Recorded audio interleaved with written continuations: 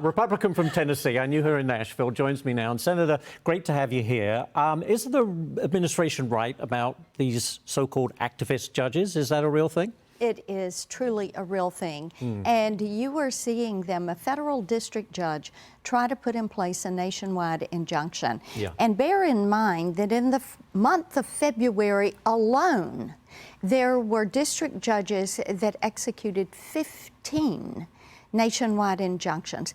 During Joe Biden's entire term, 4 years, there were only a total of 14 injunctions that were put up against him. So in 1 month, you have more. This is the Democrats who have come completely unhinged with President Donald Trump. Trump derangement syndrome is alive and well with them, and they show no signs of recovery anytime soon. And now, since they cannot get their way with the American people agree with President Donald Trump and the Republican Senate, Republican House.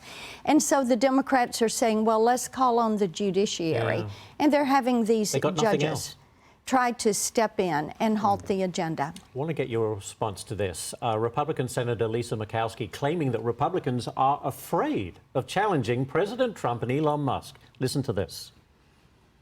It may be that Elon Musk has decided he's going to take the next $1 billion that he makes off of Starlink and put it directly against Lisa Murkowski.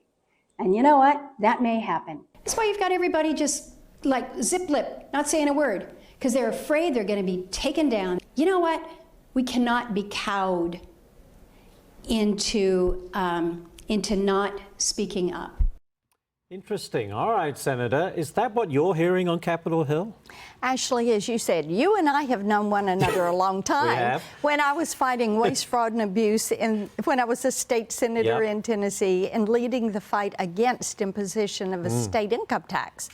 And I am thrilled to have a president and vice president who are so focused on the sovereignty of this nation, on getting this country back on track, on the fiscal health of this nation, that they are willing to root out waste, fraud, and abuse and protect the taxpayer and protect our freedom.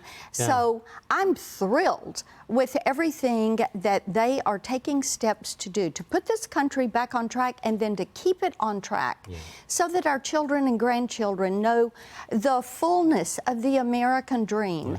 And they know that they have a country who is going to be solvent, is going to be sovereign, and that they are going to have the opportunity to dream big dreams and make them come true. Amen. That is what Donald Trump is doing, and that is what I support.